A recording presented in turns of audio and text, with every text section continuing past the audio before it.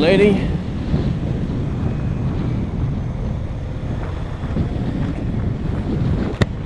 Alright, so now we're heading towards the main highway.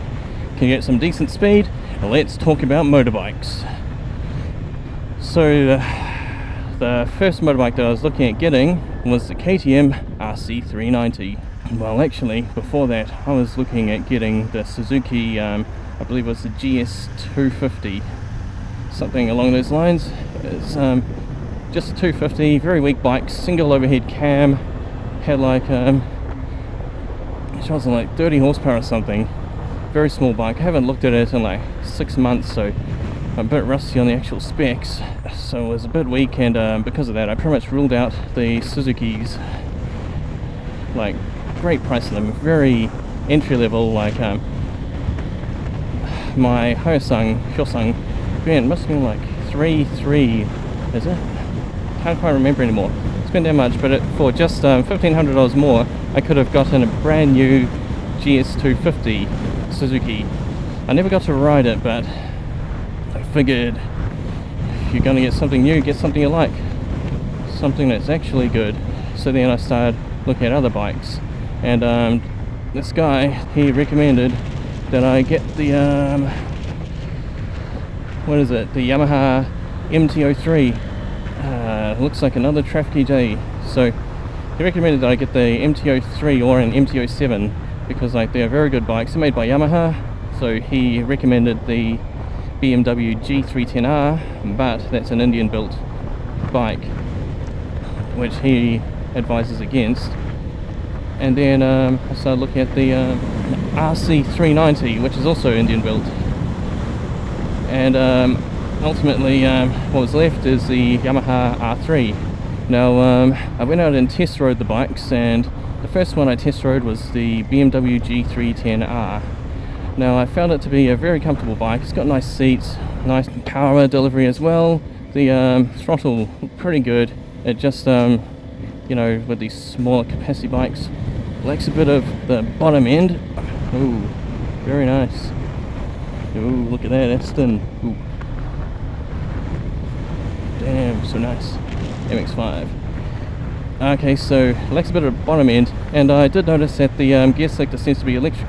So when you put it into gear, there is a little bit of a delay, and being electric, it actually shows you each gear you are using. I thought that was pretty nice. My only qualms are that the neutral light was a bit dim, so it was a bit difficult for me to tell when it's a neutral. And a bad habit which I've been doing with the Hyosung is actually putting in neutral before I reach the traffic lights. So another thing that I don't like about the BMW is that it's an upright seating position. So it's a naked bike, not a sports bike. And I'd only been used to the VT250, the FZR250, and the VT250 and the FZR250. The GT250R Hyosung was also a very sporty bike, all leaning forwards, and that sort of put me off with the BMW because comparatively I was like leaning backwards. Now the next bike I tried was the RC390 KTM. Now on paper I really liked this bike, had good power, the reviews were good, people loved it. The only things were that the seat was very uncomfortable. You could probably expect that being a sports bike. It was like sitting on a piece of plastic. And the power delivery, so it's got a really peaky power band. You twist the throttle. I gave the demo model heaps. I want to see, you know, sort of push it to its limits and see how it performs. So I max throttled it, and the power didn't seem to come on until about 8,000 RPM. I'm not sure if it's that specific bike or if it's every RC390 which is like that, but because of the red line being so close to it, it was barely usable, that power. So it's like riding on like a 200 for most of the time, then you finally hit the power band, and then it's finally like riding a 300. So that wasn't good. The seat was too solid, and I was considering the soft seat upgrade, an optional extra.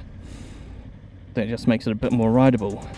Now I'm all about sports bikes and sports cars, so I always figured yeah, you could sacrifice comfort for speed and agility, but recently, like me glutes, they've been a bit sore. Because of that, I didn't go with the KTM RC390, along with some stories I've heard about people actually having to return them on warranty quite often.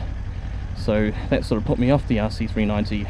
Other than that, it's a beautiful bike, it looks amazing. The only things I'd change cover up the headlights at the front. For me, the styling at the front wasn't good, it just looked beautiful from the side. I love the orange frame. Now the next bike that I tried was the Yamaha R3. It was a lovely bike, man, it was so good. The seat was soft, it had good power delivery, it was a 180 degree parallel twin, just sounded beautiful, had that you know, like supercar sort of sound, just so good. I liked everything about the bike, but well, there wasn't actually anything that let it down except for the design. So lots of people say it's a good looking bike, but when you compare it to like the R6 just looks amazing. The R3, Yamaha likes to give the entry-level sports bikes giant headlights, pretty much to say this isn't the real deal, you're just getting like a kid's bike. And I heard that there was a new R3 coming out for 2019, and the old one, well, I wasn't actually a big fan of the design. It does look cool sometimes, but sometimes I just don't feel like it's a cool design. If you want to know what I'm talking about, look at it and compare it to a boomerang. So I just sort of ruined the appearance by trying to be all boomerangy, and you know, some people are like that, it's just my personal taste. So doing a bit more research, I found out, well, other people's opinions, that they didn't like the tyres on the R3. They said it's a bit dangerous to actually ride it hard around corners, which is partly what I'll be doing. I'll partly be dailying it as well. And a lot of people just don't like the sound. I actually love the sound. Yeah, another thing is that people don't like the brakes. People really like the brakes in the BMW G310R, but those were bi-brays by Brembo, while this bike, the Kawasaki and the Yamaha R3, both have Nissan, not like Nissan cars, Nissan cars. I'm not sure how accurate it is, but people are saying that the Kawasaki's brakes are better than the R3. Maybe it's got different rotors, maybe it's a different diameter. People just preferred them on the Kawasaki over the R3. And another thing is, I really loved the KRT version of this bike, the 400, but as you can see in my other video, I wasn't actually a fan of seeing it in the flesh. It just didn't live up to its expectations.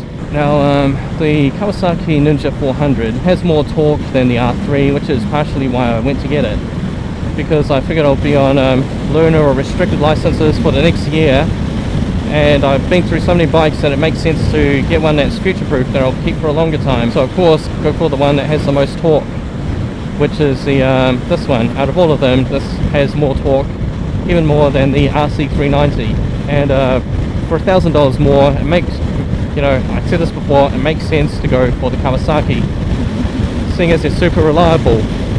Now, out of those bikes, out of the G310R, the R3, the RC390 and the EX400, the R3 is the smoothest. It's still a parallel twin, still two cylinders like the EX400, but for some reason it just vibrates a lot less. It's very comfortable, very smooth.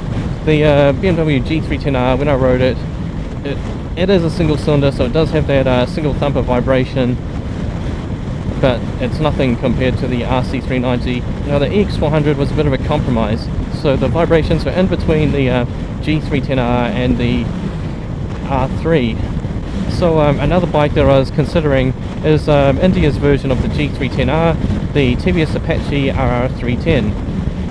So originally the Indian brand TVS Apache developed a new race bike called the RR310. They put a lot of development into it. They wind tunnel tested it. The fairings divert the hot engine winds away from your legs and cool air from the outside to the engine where it's needed most. And they track tested it as well. Gave it the perfect handling for Indian roads. I went and asked the KTM dealership, and they told me that it's a difficult process. I need to get the manufacturer's certainty, get them to sign off that it meets New Zealand regulations for emissions, safety and all that, and then I'll have to get it shipped over. Once it's here, I'll have to get it complied, and that means it has to have the correct lights and mirrors and tyres and, you know, all that sort of stuff. So there was no guarantee that I'd actually get the TVS Apache RR310 on the roads. The closest match to it is the BMW G320R. Now there is another bike, the Honda CBR 500R. I actually like the look of it, but the price tag was almost double the price tag of the R3 and G310R. Now I do like riding bikes, I'm no expert. For a beginner's bike, well, the R3 is really nice. I'd highly recommend the R3, even though I went for the Ninja 400 just because of the power. But yeah, a lot of people say that you won't tell the difference in power between this and that. Now the R3, it is smoother, the seat is softer, it is lower, so shorter people can put their feet on the ground. Sometimes I have to tiptoe on this, and I'm like 5'11". But then again, if you want a true sports bike, then maybe the R3 isn't for you. If you just ride on weekends, not daily, then maybe you should go for the KTM RC390. It looks beautiful, but it's not reliable. I wouldn't daily ride one. Yeah, the vibrations and the power curve are just not what I'm used to.